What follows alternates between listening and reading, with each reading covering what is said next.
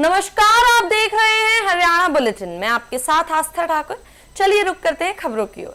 भिवानी की बेटी अन्नू घणघस ने जूडो में गोल्ड मेडल जीतकर प्रदेश का नाम रोशन किया है। इंटर यूनिवर्सिटी चैंपियनशिप में शानदार जीत के बाद भीम स्टेडियम में उनका जोरदार स्वागत किया गया। एक ग्रामीण क्षेत्र से आने वाली अन्नू लगातार राष्ट्रीय स्तर पर बेहतरीन प्रदर्शन कर रही हैं और उनसे आगे की उम्मीदें लगाई जा रही हैं।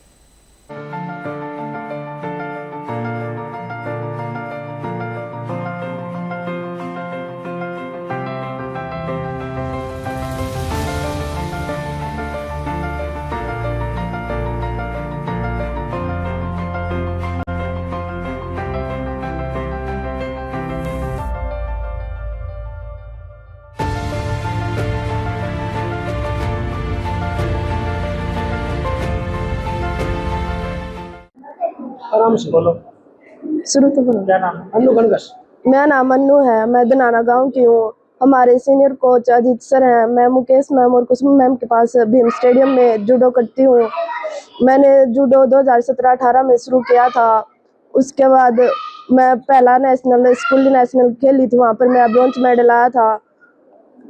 2023 में नेशनल गेम्स में मैंने गोल्ड मेडल प्राप्त किया था। 2025 में मैं 52 से 57 kg में वेट में खेलना शुरू किया था और मेरे 5 टूर्नामेंट में गोल्ड मेडल आया है।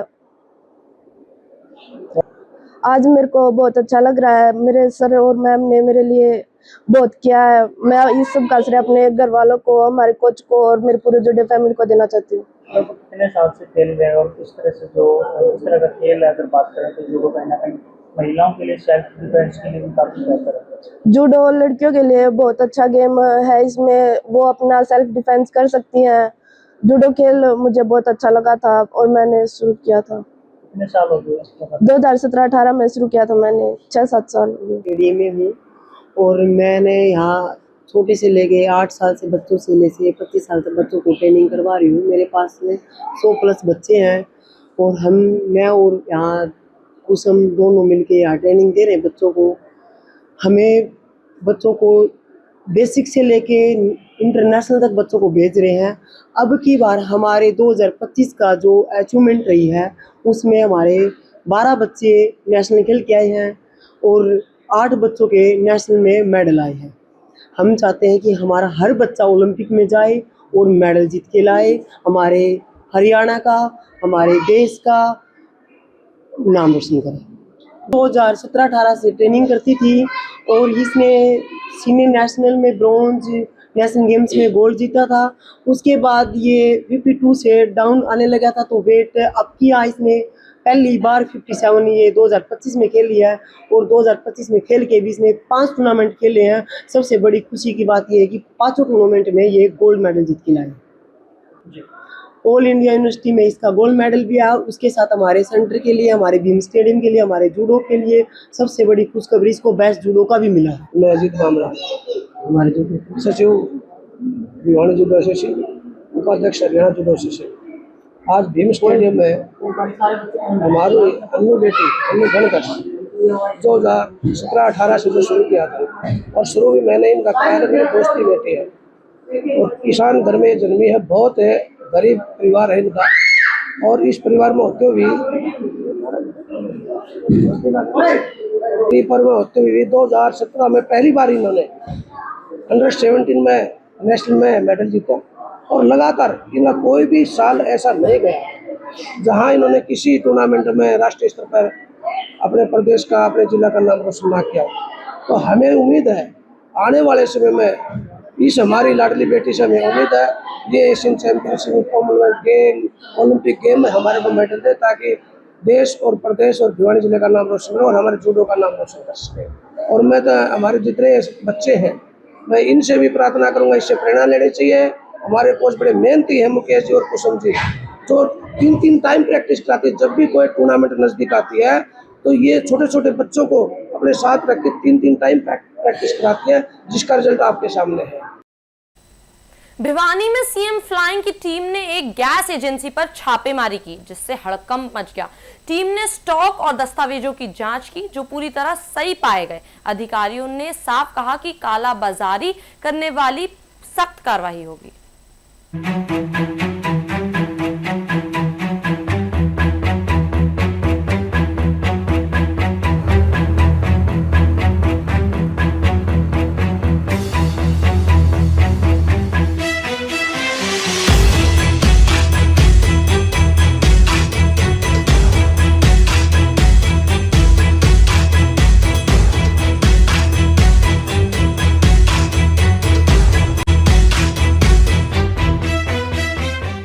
मेरा नाम नवीन रोहिला है। मैं इंस्पेक्टर हूँ food and supply office Bhiwani में।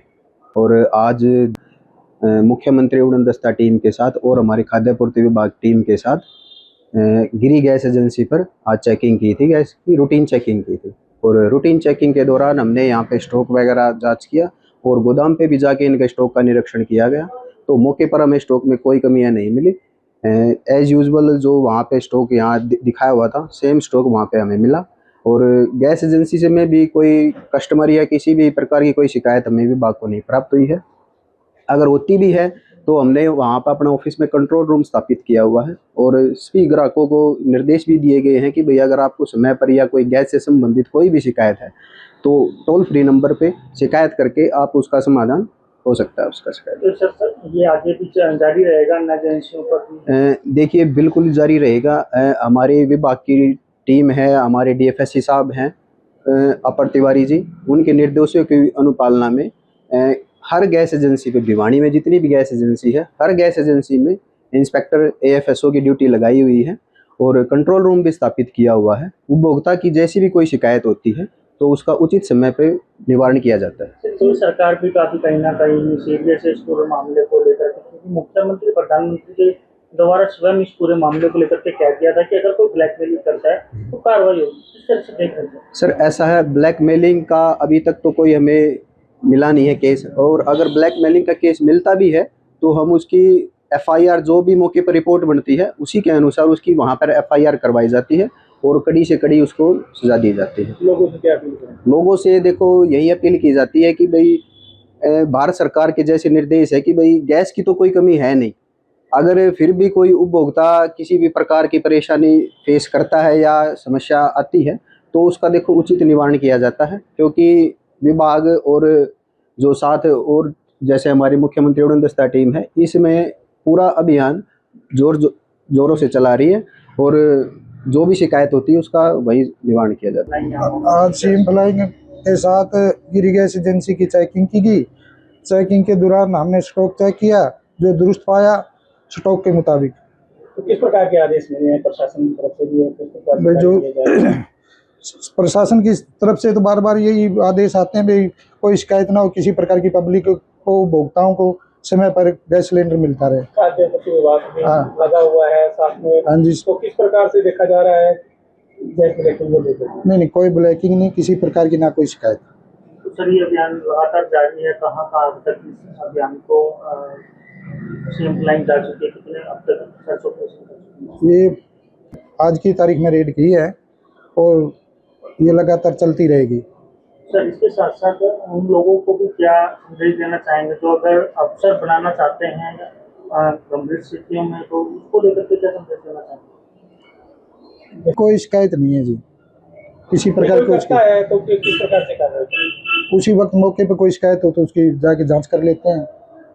आजाद सिंह इंस्पेक्टर। जगधारी अनाज मंडी में विधायक घनश्याम दास अरोड़ा ने व्यवस्थाओं का निरीक्षण किया। उन्होंने किसानों की समस्याएं सुनी और अधिकारियों को तुरंत सुधार के निर्देश दिए। साथ ही 72 घंटों के अंदर फसल भुगतान का भरोसा भी दिलाया गया।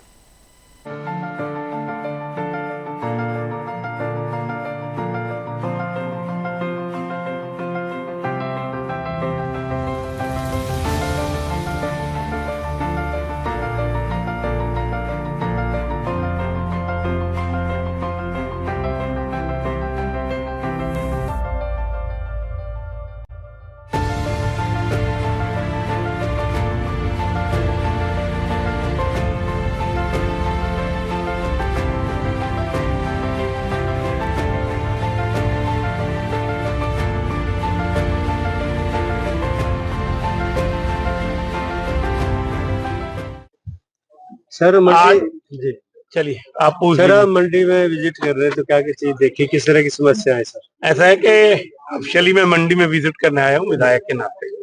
वैसे मैं मेरी मंडी है, प्रायः मैं आता हूँ और अधिकतर आड़ती मेरे परिचित हैं। पहले भी मैं मंडी में आया था, उस दिन जो समस्याएं थी मुझे बताई गई थी, उन समस्याओं की चर्चा 13 अप्रैल को विधायक दल की बैठक में माननीय मुख्यमंत्री जी के समक्ष की थी और उसमें जो यहाँ के लोगों ने समस्या बताई थी उसका समाधान करने में हम सफल हुए थे। हालांकि वो समस्याएं जो थी सीधी सीधी केंद्र सरकार से संबंधित थी। माननीय मुख्यमंत्री जी ने केंद्र सरकार को लिखा, उनको मिले और जो छूट पैरामीटर में मापदंडों में यहाँ आड़तियों ने और किसानों ने कही थी उसमें हमने राहत दिलवाने का काम किया। आज भी मैं मंडी में पुनः विजिट करने के आया हूँ और यमुना जगाधी की मंडी में 2,18,655 क्विंटल की अराइवल अब तक हुई है और सरकारी एजेंसियों ने 1,86,796 क्विंटल के आसपास वो खरीदी है और अभी बैलेंस केवल 31,859 क्विंटल का है और लिफ्टिंग भी 64,490 क्विंटल की 15/4 तक हुई थी। बैलेंस है 1,22,000 के आसपास और अभी मेरे कुछ आड़ती सहयोगियों ने लिफ्टिंग के बारे में और पेमेंट के बारे में, लिफ्टिंग होने के बाद जब जे फार्म कट जाता है उसके बाद लिफ्टिंग होती है, उसके बाद गोदाम में जाके आई फार्म जब कटता है, जब वो उतर जाती है उसके 72 घंटे के बाद आड़तियों ने बताया पेमेंट आती है। इनका ये कहना है कि जे फार्म कटने के 72 घंटे के बाद वो पेमेंट आनी चाहिए और एक लिफ्टिंग की बात कही है कि लिफ्टिंग स्लो है। मैं आज ही सरकार से, माननीय मुख्यमंत्री महोदय से बात करके ये दो बातें जो विशेष रूप से आज मंडी में आड़तियों ने मेरे सामने रखी हैं उसका समाधान करने का हम प्रयास करेंगे। और जब हम 13 को बात कर रहे थे उस समय वहां ये भी बात आई कि सर्वर डाउन आने के कारण बहुत ज्यादा रश लग जाता है, तो वो फिर मैनुअल भी उसकी अनुमति दी है। हम अर्थात सरकार माननीय मुख्यमंत्री श्रीमान नायब सिंह जी सैनी के नेतृत्व में ये चाहती है किसानों को कम से कम असुविधा आए और मुख्यमंत्री जी का ये कहना है कोई असुविधा आनी ही नहीं चाहिए और अगर कोई आती है तो उसका समाधान तुरंत हो। इस दिशा में सरकार काम कर रही है और निश्चित रूप से किसानों के हित के लिए सरकार हमेशा ध्यान रखती है, तत्पर रहती है। और मैं आप सभी चैनल वालों के माध्यम से, मेरे आड़ती सहयोगी भी खड़े हैं, किसान भी खड़े हैं, आपको ये विश्वास दिलाता हूं कि हम किसान की समस्या को, असुविधा को शून्य पर लाने का प्रयास करेंगे और हर सुविधा उसे मिले मंडी में और उसकी उपज कम से कम समय में खरीदी जाए और 72 घंटे में उसका भुगतान हो जाए। जो व्यवस्था सरकार ने की है वो धरातल पर उतरे, ऐसा किसान को मैसेज जाना चाहिए। इस दिशा में हम प्रयास। हाँ जी, आप कहाँ से आए हैं सर? मैं गांव की से आया जी। क्या नाम है सर? पंडित। पंडित जी, कितना समय लगा आज बायोमेट्रिक का सारे प्रोसेस में? टोटल 5 मिनट लगे। जैसे 1-2 दिन पहले से परेशानियां चली आ रही थी, आज तो कुछ वैसा नहीं देखने को मिला। क्या नाम है सर आपका? विनोद जी, विनोद। कहाँ से आए? गोलनी से जी, गोलनी। आज कितना समय लगा बायोमेट्रिक और सारे प्रोसेस में? धन्यवाद। सर आप कहाँ से आए हैं जी? बाटवाड़ा से जी। कितना समय लगा यहाँ से क्लियर करने में आपको सारा प्रोसेस? आज तो कम लगा जी बहुत। तो अगर ऐसे ही कम समय लगे तो ज्यादा बढ़िया है। हाँ बहुत बढ़िया है जी, किसानों को ज्यादा इंतजार नहीं करना पड़ेगा। दिक्कत नहीं होने देगी। हरियाणा में नगर निगम चुनाव की हलचल तेज हो गई है। पंचकुला में मेयर और पार्षद पद के लिए बड़ी संख्या में आवेदन आ रहे हैं। बीजेपी के जिला अध्यक्ष को अब तक मेयर के लिए 20 और पार्षद के लिए 200 से ज्यादा आवेदन मिल चुके हैं।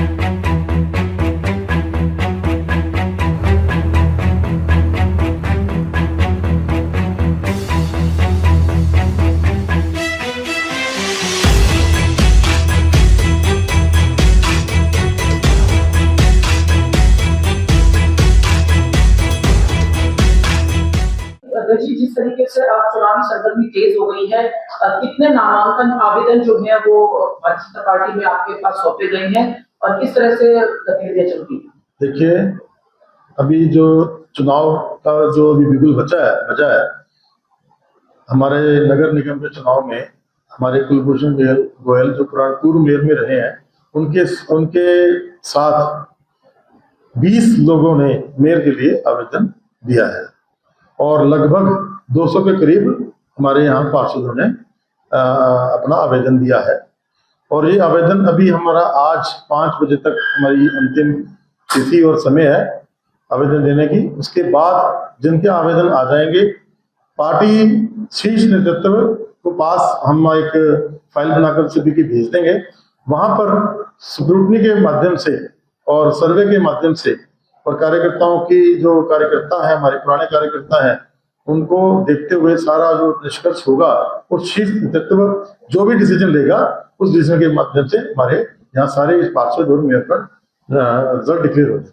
अध्यक्ष जी, जिस तरीके से पिछले 5 साल का कार्यकाल रहा मेयर पद पे और पंचकुला के कौन महापौर हैं और महापौर हैं, उन्होंने जो कार्यकाल निभाया उसमें साफ और ईमानदार छवि जो उनकी रही है, या जिस तरीके से अभूतपूर्व विकास कार्य हुए हैं पंचकुला नगर निगम के तहत, अब लगता है यही बयान आगे भी कायम रहेगा, इसका एक बड़ा लाभ जो है इस बार भी मिलेगा, क्योंकि साफ और ईमानदार छवि जो है हमेशा से भारतीय जनता पार्टी का यही नारा रहा है। देखिए, ऐसा है कि 2014 से जब से भारतीय जनता पार्टी सरकार में आई है, जो केंद्र सरकार में आई है चाहे राज्य सरकारों में आई है, हमारी ईमानदारी की छवि को देखते ही लोगों ने हमारी पार्टी को पसंद किया है। और जो हमारा तीसरी बार माननीय मुख्यमंत्री जी श्री नैब सिंह सैनी जी के नेतृत्व में ये जो तीसरी बार सरकार आई है, वो ईमानदारी की छवि माने हमारे पूर्व मुख्यमंत्री श्री मनोहर लाल खट्टर जी ने जो नीतियां बनाई थी, उन नीतियों की वजह से और माननीय हमारे मौजूदा मुख्यमंत्री श्री नैब सिंह सैनी जी की मेहनत से और उनके अच्छे नेतृत्व से जो सरकार तीसरी बार आई है, पब्लिक ने ये मान लिया कि अगर कोई प्रगति कर सकता है देश की, या किसी राज्य की प्रगति हो सकती है, या किसी जैसे हमारे कुलभूषण गोयल जी पहले महापौर रहे हैं 5 साल में, उन्होंने जिस कदर जो भी ये इसका बजट आया महापौर के अंदर, जितना भी इस नगर निगम के अंदर बजट आया, सारा का सारा बजट ईमानदारी के साथ 5 साल बिना अपनी तनख्वाह लिए उन्होंने जो काम किया, जो उन्होंने यहाँ पे डेवलपमेंट करी, ये देखते ही बनती है। और जनता इसी को सराहते हुए हमारे को तीसरी बार सरकार में भी लाई है। जनता अगली बार भी इसी को, हमारे जितने भी अभी पार्षद जो नॉमिनेट होंगे या जो पार्षद और जो मेयर हमारे जिनका नाम आएगा, वो सभी के सभी हमारे कर्मठ कार्यकर्ता हैं। और हमारे जो कार्यकर्ता है वो समाज को, एक राजनीतिक पार्टी तो हमारी है ही है ये बीजेपी, पर हम सामाजिक काम को सबसे पहले सर्वोपरि समझते हैं। और जो हमारा पंचकुला है, आने वाले समय में जितनी 2-4 कमियां रह भी गई होंगी, तो मेरे को लगता है कि आने वाले 5 साल में तो हम इस पंचकुला को एक पेरिस की तरह, जो भजनलाल का झूठा सपना था, लेकिन उसको सच करने के लिए भारतीय जनता पार्टी जो कदम उठा रही है, जो मेहनत कर रही है, लेकिन आने वाले जो 5 साल हैं उसके अंदर हमारी भारतीय जनता पार्टी का जो भी मेयर आएगा, जो भी हमारे पार्षद आएंगे, मिलकर हम सब काम करेंगे। और हमारे जो पंचकुला को वो है, हम बिल्कुल ही एक जैसे कि बनाते हैं अपना, जो उन्होंने लिया था सपना कि उसको हम पेरिस बनाएंगे, मैं कहता हूँ पेरिस से हम तो इससे भी। कुरुक्षेत्र के एनआईटी में एक छात्रा ने हॉस्टल में आत्महत्या कर ली। छात्रा का शव कमरे में पंखे से लटका मिला। पुलिस और फॉरेंसिक टीम मौके पर बुलाई गई। घटना के कारणों का पता लगाया जा रहा है।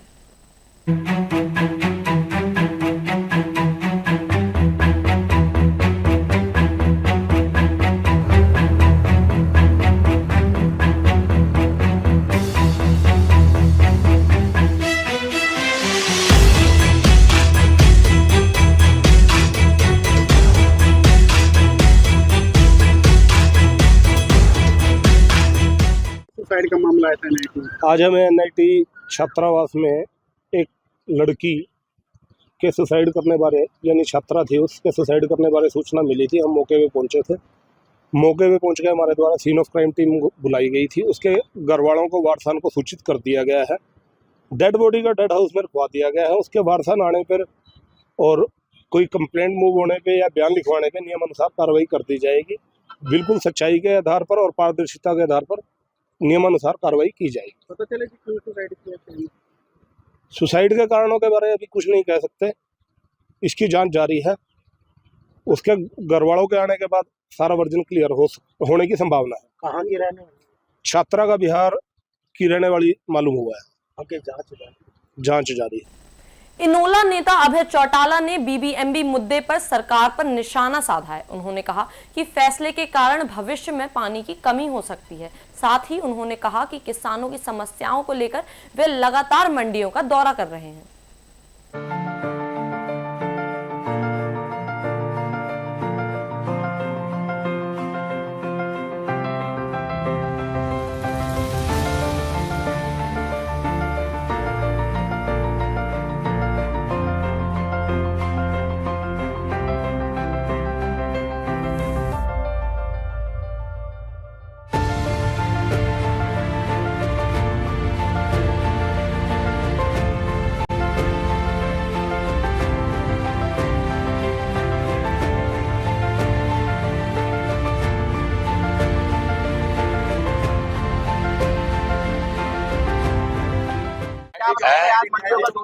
हरियाणा की तमाम मंडियों में जा रहे हैं। मैंने हरियाणा प्रदेश की हर मंडी के अंदर अपनी पार्टी की तरफ से किसान कष्ट निवारण केंद्र बनाए। उन केंद्रों का केवल एक ही मकसद था कि किसान अपनी फसल जब मंडी में बेचने के लिए आए तो उसके सामने किसी किस्म की कोई दिक्कत नहीं आए। हमने सरकार को खुले रूप से इस बात के लिए आगाह किया था कि अगर आपका इस तरह का गलत रवैया रहा और इस तरह के फैसले रहे तो फिर हमें मजबूर होकर के सड़कों पे आना पड़ेगा। मैं बधाई देता हूं अपनी पार्टी के उन सब कार्यकर्ता और पदाधिकारियों को जिनकी मैंने ड्यूटियां लगाई थी। उन्होंने अपने सारे काम छोड़ करके उस जिम्मेवारी को निभाने का काम किया और उसकी वजह से किसानों की बहुत सारी समस्या का समाधान हुआ और मंडी का जो आड़ती था उसको भी राहत मिली है। सेक्रेटरी स्तर के जो अधिकारी हैं मंडियों में, उनकी तो इच्छा है कि वो किसान की मदद करें, लेकिन सरकार के फैसले ऐसे हैं जिससे उनको भी बेचारों को दिक्कत आ रही है। कहीं सर्वर डाउन हो गया, कहीं कोई मशीन खराब होगी। मशीनों की संख्या 1, 2, 4 है, पूरी मशीनें भी नहीं है। सर्वर सही चल सके इसका कोई बंदोबस्त नहीं है। इसकी वजह से ये सारी परेशानी आज भी है।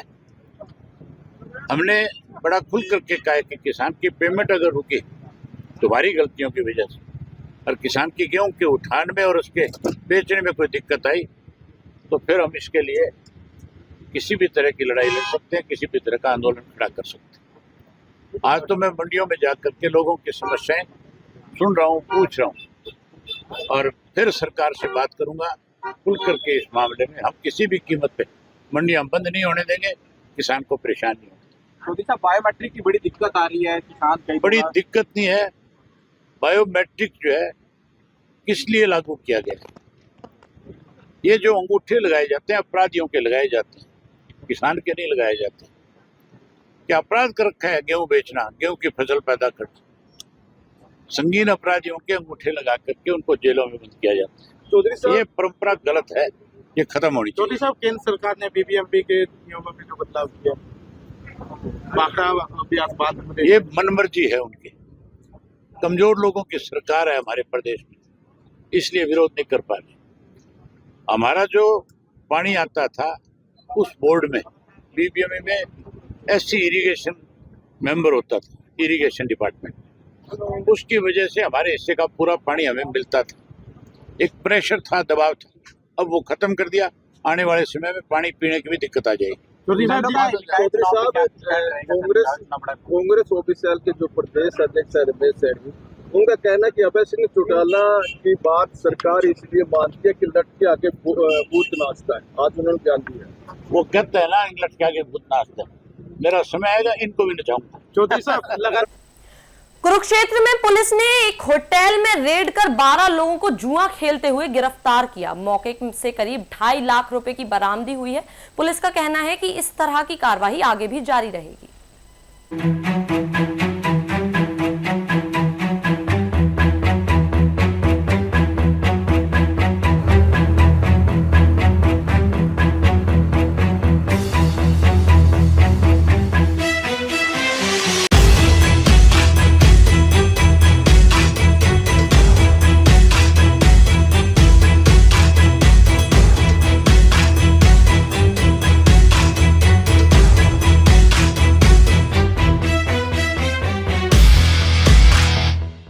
हमारे को सूचना मिली थी कि SR होटल है, 100 फुटा जो रोड है आउटर में, उस पे SR के नाम से होटल है, जिसके अंदर चौथी मंजिल पे जुआ खेला जा रहा है। तो उस सूचना पे जब हमने पुलिस पार्टी बना के रेड की तो 12 व्यक्ति जो काबू किए, मौके पे जो उनका खेलने का सामान, ताश वगैरह और जो भी पैसे रकम उनकी थी, मौके पे उनको काबू किया गया, जो करीब 2,50,000 530-35 के आसपास अमाउंट है।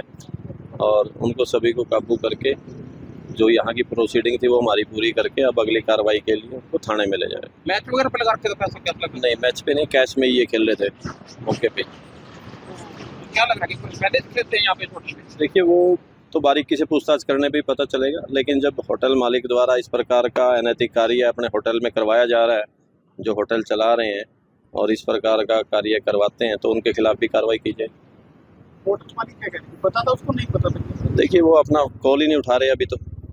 हाँ जी, क्या कार्रवाई तो जो हमारी इसमें कानूनी कार्रवाई बनती है उसके लिए इनको थाने में ले गए और कैश सारा हमने कब्जे में ले लिया। 12 व्यक्ति है। Thank you. देखिए वो सारा कुछ अभी आगे इन्वेस्टिगेशन। फिलहाल हरियाणा बुलेटिन में मेरे साथ इतना ही। ऐसी ही तमाम अपडेट्स के लिए बने रहिए लोकल 7 न्यूज के साथ।